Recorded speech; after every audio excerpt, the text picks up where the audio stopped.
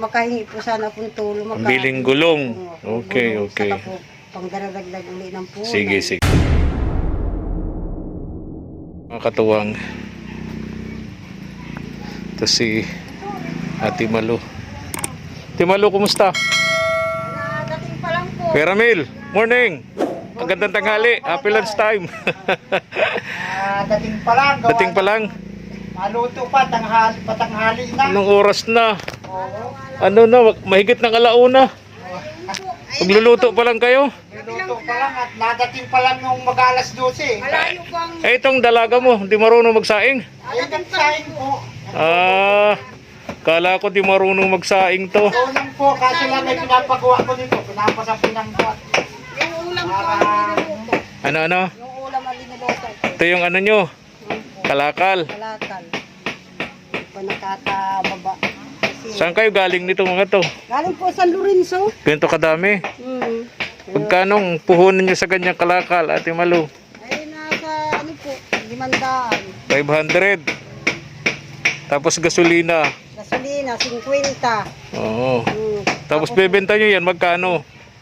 Eh, pag na ipon-ipon naman po, nakita man kaming 300. 300. Sa maghapon na yun. 300.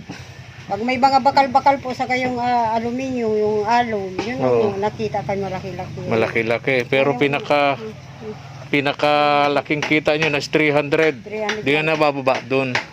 Alis na yung gasolina doon. Alis man na po. Okay.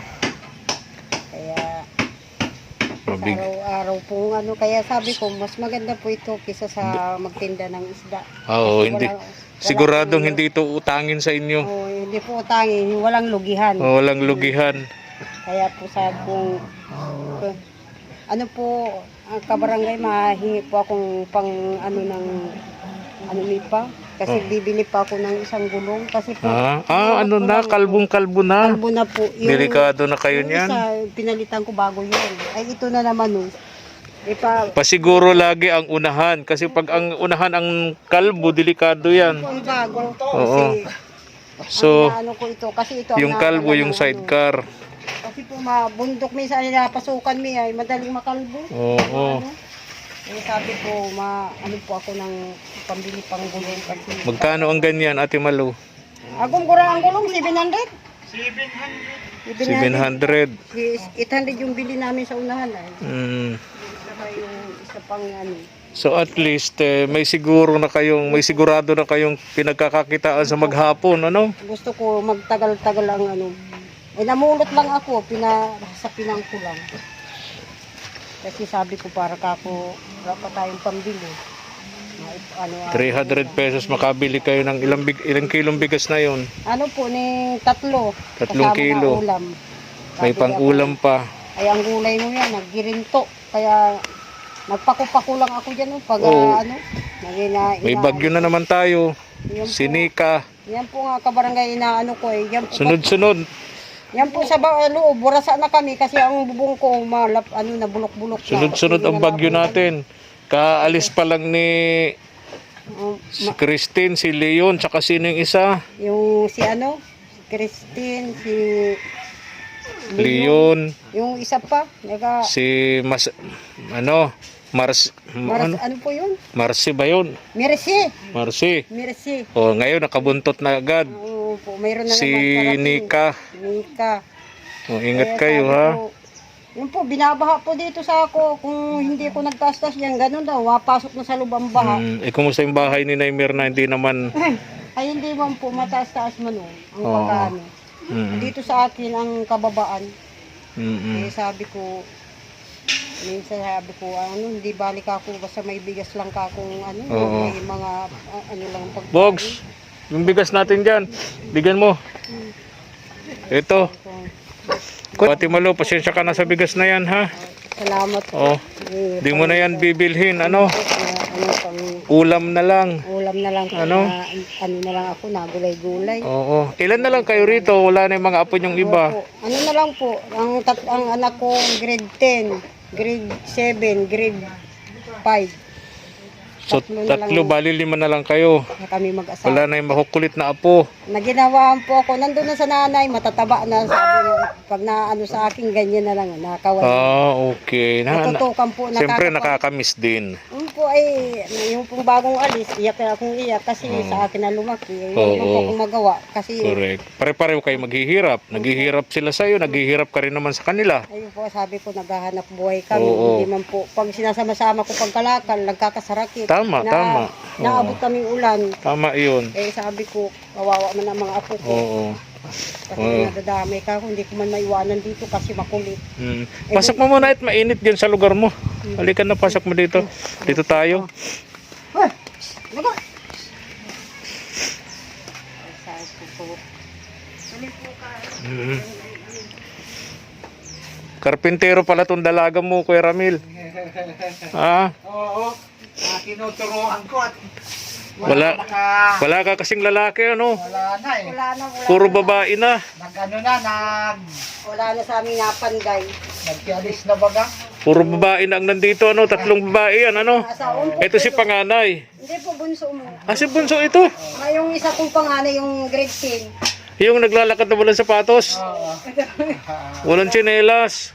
O meron na siya ngayon, ano? Meron na yung tsinelas, meron sapatos. Ito po mayroon. Yung dalawa wala. Ito ang binigyan niyo pang. Ah, ito yung nabilhan. Pare sila naglakad na yung walang sapatos kasi pumutok na. Yung dalawa, parang wala. So, sila lang ang nakatsinelas. Ayun po, ito ang Yung mga ka-eskwela nila nakasapatos. kaya sabi ko wala pa tayong pambili. Oo. Ako pagdating. Ano yung papag na to saan galing? Ginawa niya mismo? Binigay po sa akin. Ha, binigay. Tapos pinang ko ka barangay o ta. Sabi niya kung paano daw mahiga-higa. Tapos, ni-repair naman ito ni, ano, ni Bunso. Referin mo niya ako bunso, tama ka din pahinga-hinga. Anong pangalan ito ni Bunso? Mariel po. Mariel. O, magaling palang magpanday si Mariel. So, nagawa itong papag na to dahil kay Bunsong Mariel. Ay, yung dalawa, anong edad nun? Yung ano po, yung panganay dito, 15. 15. Ito, Paporte. pa 14. Kasi ano lang sila sa taon. Yung isa, magano, 13. Oo, magkasunodan. Oh, pwede pa nga itong higaan, oh, binigay sa inyo. Mga binigay lang po yan, lagi siyang binigay. Kaya sabi ko maganda na. Itong mga ganito, nire-repair ni Kuya Ramil, mga bigay na yan. Pag na-repair niya, Bibenta namin. bebenta. Ito, ganun din. Itong motor. Yung po ba yung dating motor? Ah, yung dati, napasira-sira, ano. Pasira-sira. NTV, ganun din. Opo, mga Binigay din. Tapos, i-repair. Bebenta. bibenta namin. Okay, very good. Kagandahan dito kay Kuya Ramil, marunong mag-ayos, ano. Marunong po yan. Marunong. May mga gamit kayo, Kuya? Mayroon po dyan. Oo. Ano-ano. Kung hindi ito nagkasakit, di kayo maghihirap. Kasi, foreman siya sa construction.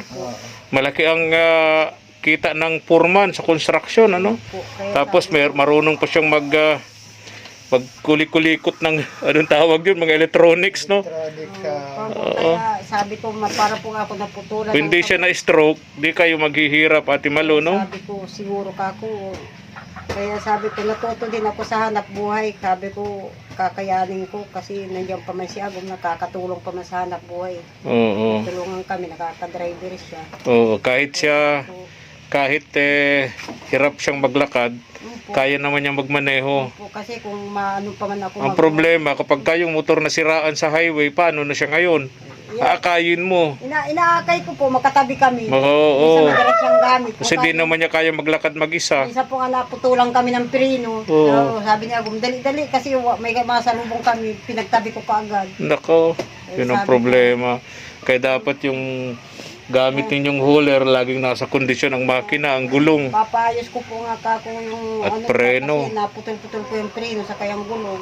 Marami pa po akong ano dyan sa hanap buhay namin. Ay, Sabi ko, maiba ko ng usapan. Nakausap ko to si Naimirna. Galit na galit at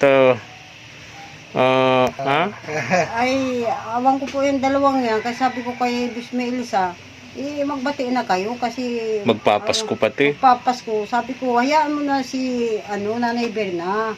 Si Kako, matanda na yan. Papunta nga sana ako ngayon sa kanya at plano ko talagang kausapin si Ate Elsa. Makikiusap ako. Sana mapagbigyan niya ako. Ang pakiusap ko sana, tigilan na niya yung mga below the belt na biro kay Nay Mirna. Kasi alam naman natin na pikon itong isa, no? Yan po, Ganun talaga pa nagkakaedad na masyado ng sensitive, no? po, kayo, Kaya iwasan na yung mga below the belt na biro.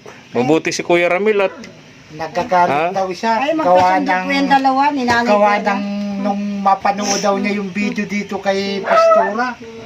Naririnig yung sinasabi niya, imposible niyang sinungaling siya. At Oo. napapanood daw niya yung Kasi sinasalita nakikita sa ko kanya. Oo. Kaya galit nga daw kay Sinasalita Elsa. daw ano sabi Oo. ko. Eh, Mali basta. daw yung pagsalita.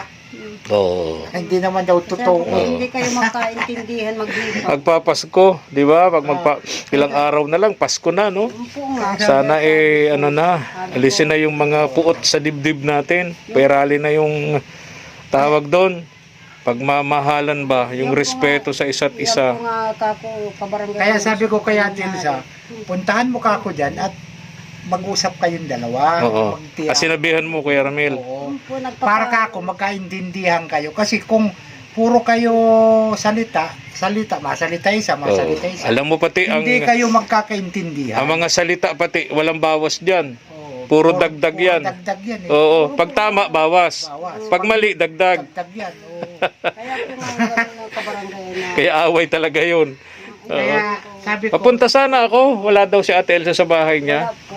Anong meron diyan sa barangay? iwan ko po kung ano. Oo, kasi may nasa lubo ako mga papuntang barangay Ay, huli. may ano po sila, yung ano baga sa ano? Alam kung anong Yung sa labing, Okay. yung sa mga ano, labing building. Okay, basta ano na lang, Ate Malu, pakipaabot na lang din kay Ate Elsa. Sasabihan Papunta sana ako sa kanya at makikiusap sana ako na tigilan naman niya yung matanda, no? Alam mo kapag ka matatanda na kasi, sensitive na yan. Kunting salita mo na hindi niya nagustuhan, malalim na problema na yung para sa kanila. Sa atin, biro lang. Palilipasin lang na mangingiti lang tayo, tawa lang tayo. Pero sa mga may edad na sa matatanda, nagiging sensitive na sila. Kaya ipapakiusap ko sana yung mga below the belt na biro, no? Mga below the belt. May gusto sana tumulong sa kanya mag-alaga ng manok, kaya lang sabi ni Nay Mirna, hindi na raw niya kakayanin Hindi na po kakayanin po nga. mag-alaga ng manok. Kaya sabi meron sana sa kanya. Oo. Kaya sabi Sayang. ko, maganda sana. Maganda sana yon, malilibang siya, exercise niya, at the same time, kakikita rin siya. Kaya sabi ko, sabi Ang nga, problema nun, siyempre, magawa siya ng kulungan. Oo, gagawa. Ang problema, yung magpapakain siya.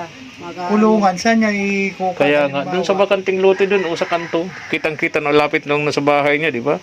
Siguro naman, di siya tatanggihan ng bakanting lote dyan, dun sa may kawayan. Po, Di pwede ba? nga niya, kung kaya niya. Hindi Kaya na, nga, di na rin niya kakayanin. Nung po nga nagtiritinda kami doon, Oo. nung nakishare sa akin, inaalalayan ko pa. Hindi niya kaya. Hindi niya kaya.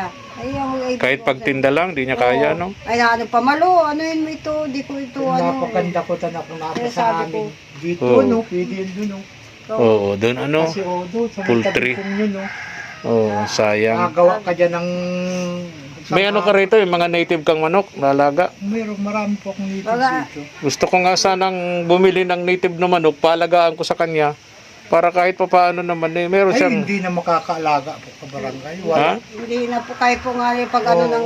Ano sa'yo, Ate Elsa? Ay, hindi na po, kasi nga sa ano lang niya, sa sarili lang niya, parang hirap siyang Hindi na siya, Lalo po mahina kung na ang may- mata niya, hindi na siya may ano, may mata. hanap buhay siyang anuhan.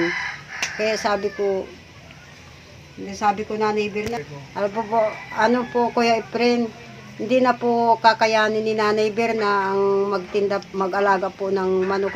Ganun po nga, nagtindahan kami yung una, inaalalayan ko pa. Ay once po na mabuti kung palagi kayo magkasama. Kung mag-isa niya, hindi na po niya kakayanin ang mag-ano siya ng hanap buhay ng ganyan. Ibig sabihin, hirap na siya maghanap buhay. Hirap na po siya maghanap buhay. Mawagaw kung may katulong siya na mag-aalala sa kanya. Okay. Kaya, Yun na lang, Kuya Ramil. Alis na rin ako. Pasensya na kayo dyan sa... Kami na po ang masabi kay Ate Lisa na Oo, mag-usap na lang, no? Usap kayo, no? usap na lang sa... Kasi si Nay Mirna, masyado niyang diraramdam, lagi siyang malungkot. Kawawa din naman. Oo. Walang pamilya, walang asawa, walang anak, walang, di ba? Mabuti na lang nandito kayo. Kahit papaano. Pa po, nag-aalala yun. May nakakakwentuhan din naman. Kaya lang syempre, minsan kasi, tama din naman yung mga netizens na may problema din sa ugali ni Nay Mirna. Ay, No? opo, minsan. Oo, talagang may problema din. Matigas rin ang ugali mali, ka. ano mo lang po, mali, Ha? ano lang, pag-uunawa mo. Oo. Paano po? Pumunta daw kay, sabi niya mismo, kay Pastora Brenda. Nagpapaampun siya, di raw siya inimikan ni Pastora. Opo. Kahit po si Pastora, minsan, di na sa kanya naimik, pero na, kung sa ano, parang na, Negative. Kaya sabi ko, may mapasensya lang sa Kaya mahaba plano ng daw niya, pasensya. sumunod sa apak ni Tay Tomas, pupunta daw sa sentro, mamamalimos na din. Yan po ay sinasabi ko, si Nanay Berna po, ano-ano pong nagano. Malapit na po yung magpensyon sa Pizza 13. Di mayaman na naman siya sa 13, ha? Pizza 13, maano na Okay, yung okay. senior nila. Happy Okay. out na yan. Oo. Paano alis na ako, ha? O, sige po, Oh, ingat po. ingat kayo. May bagyo na naman tayo, ha? Kaya po, ano po, kabarangay, yung makahingi po sana kung tulong. Ang biling gulong. Okay, okay. Saka po, pangdaragdag uli ng punan. Sige. Kaya para yung hanap buhay ko panatili pong ano. Mm. Kasi ano po ay gusto ko yung maging maayos palagi ang sasakyan namin. Sige. So,